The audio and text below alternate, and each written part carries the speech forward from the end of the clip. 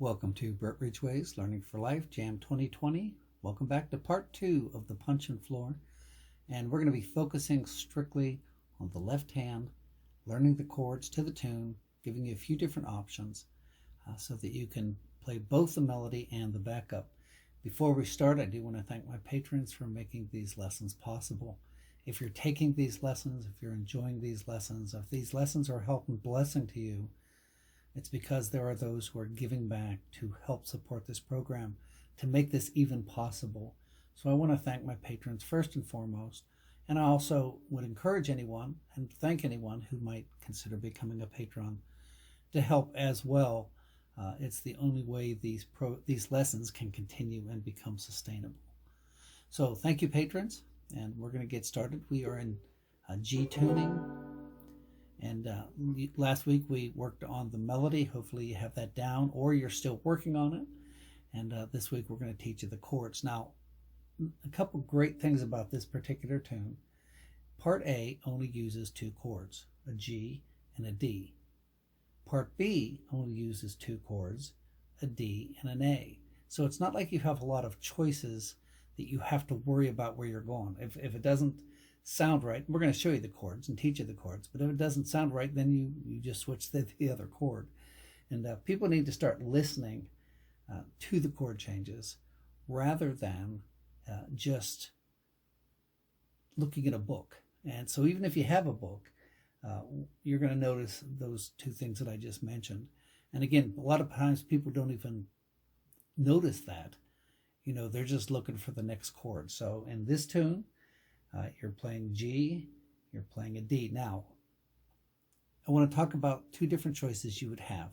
The easiest choice is to play your G open.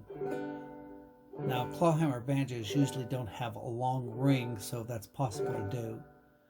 You could play it, and I'll just cover this with your right hand. You could be playing 3, strum, 5th string. You can alternate 3, 4, 3, 4. In the A part, especially, you could do some triple thumbing. Or you could just strum. It does not matter what you do. I'm not worried about your right hand. You know enough.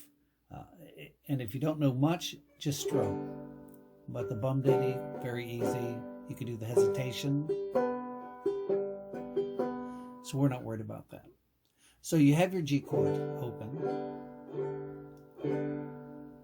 You can also make a G chord, a full G chord,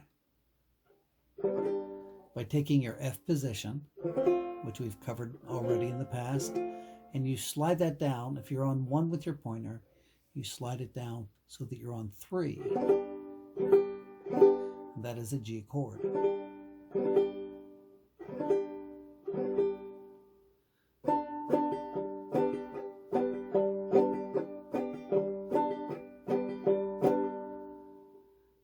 To make a D chord, slide that position back 1 fret and switch the top 2 fingers. So I'm going to explain each way to make these chords. I would recommend starting with your pinky. If you're starting on G, put your pinky down on the 1st string, 5th fret, and let the other fingers follow. So your pointer finger is going to be on the 2nd string, 3rd fret. Your middle finger is going to be on the 3rd string, 4th fret, and then your ring finger is going to be on the 4th string, 5th fret. It's an F position. You're sliding it up 2 frets. So you're covering the frets of 3, 4, and 5. So you have this G, and you have this G. You can use whichever one you want. Then you have your D chord.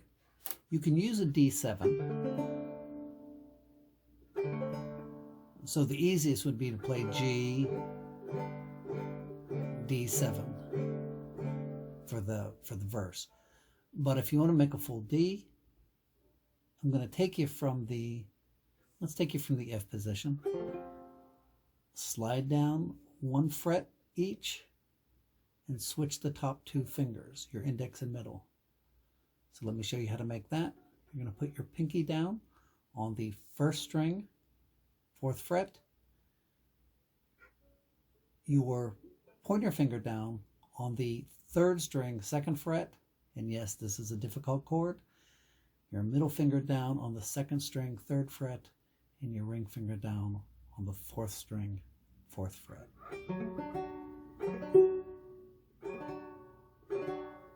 So to go between G and D, you would go, oh, sorry about that.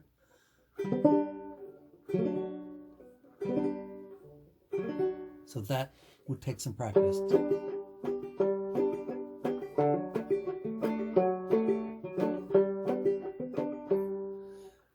For the sake of where we're at in this, I'm just going to stick with these two right here. Open G, but it's good to know these other chord positions.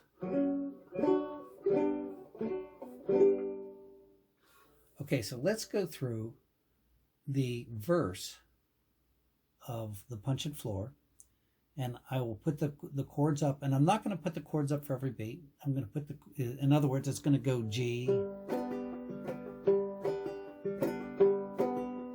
I'm not going to put G, G, G, G. What we'll do is we'll put up the chords as they're needed, and that will help you get away from looking at each little one. So let's get started, and we're going to play the Puncheon Floor.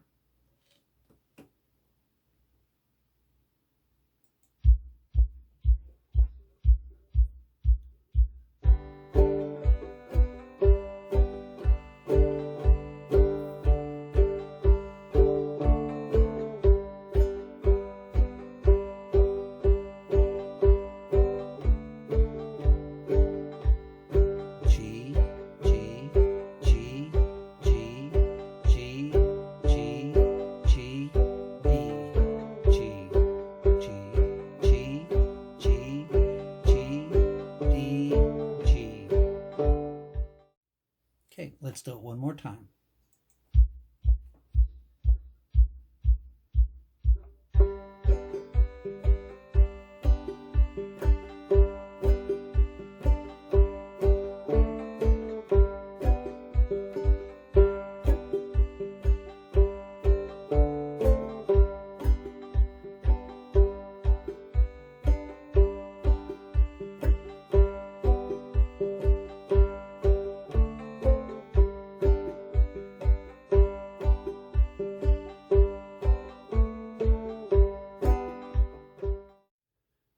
So as we go into part B, you still only have 2 chord changes. This time D, we're using a D7, and an A, where you're barring the 2nd fret all the way across. Now, personally, I hate bar chords, so I'm going to show you something you can do instead, and it's actually an easier switch from here to here. We're going to go from here to here. So let me show you what I'm doing there. I'm putting my middle finger on the 4th string, 2nd fret, and I'm kind of laying it back so it's partially covering the 3rd string. I'm putting my ring finger down on the 3rd string, laying it back so it's partially covering the 2nd, and actually fully covering the 2nd. And my my pinky is on the 1st string, all on the 2nd fret.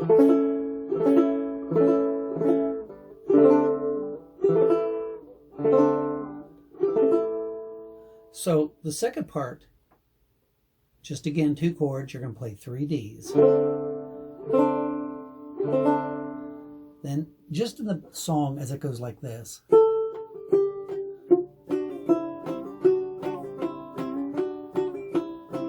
You're going to be switching chords there the same way. So it's a lot of quick changes, but it's only between the D and the A. So you've got 3 Ds. You can play it this way. D, D, then A, D, A, D, A, then back to 3 Ds. D, D, A, D, A, D, it's hard to hear without hearing the melody. So, but I wanted to give you the logistics of it to explain what we were doing. We're going to play the second half, and we're coming at the end of part A, but I will give you a countdown of those 8 beats. It's basically 8 beats.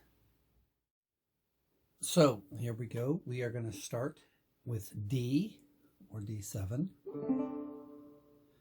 and we're going to go through the whole thing one time, and then we'll probably do that again, but I'll call out the chords so that you know where we are at.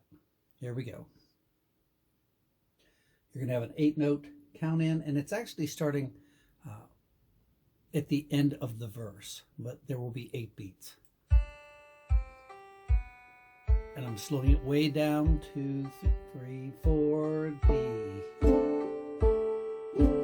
3 Ds, A, D, A, D, A, 3 Ds. A, D, A, D.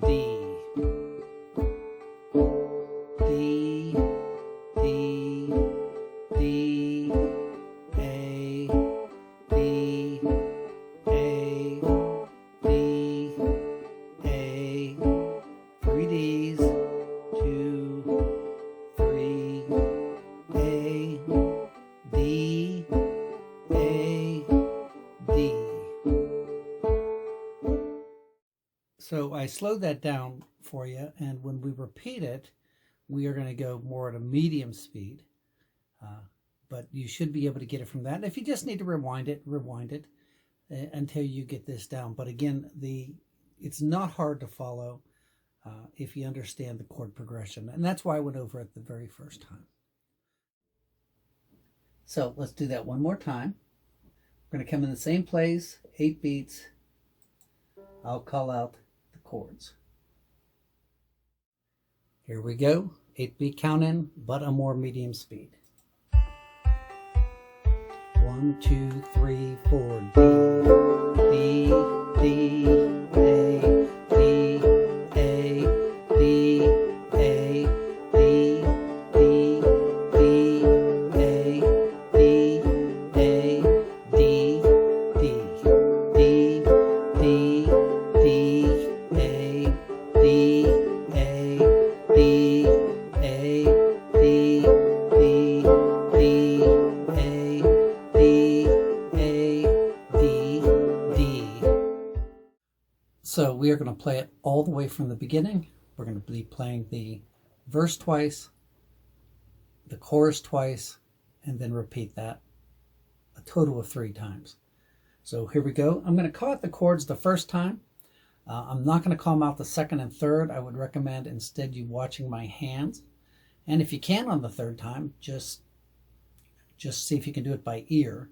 But if not, keep watching my hands. So here we go. I will call out the chords first time. I might throw in some chords a second time just to keep you on track. Here we go.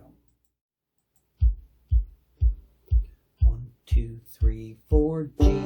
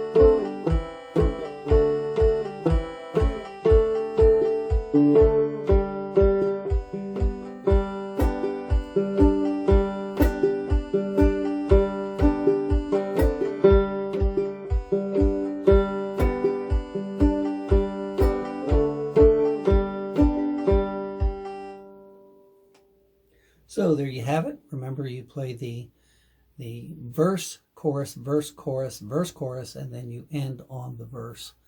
It just sounds strange to end on the chorus. So, and that is how most people play the tune. So I hope that's helped. Next week we will do a slow jam and put the verse and the chorus, the melody rather, and the backup together, and let you practice with that and see how you do. I hope you're enjoying the lessons. Thank you again, patrons. Thank you all who are watching, and we will see you very, very soon.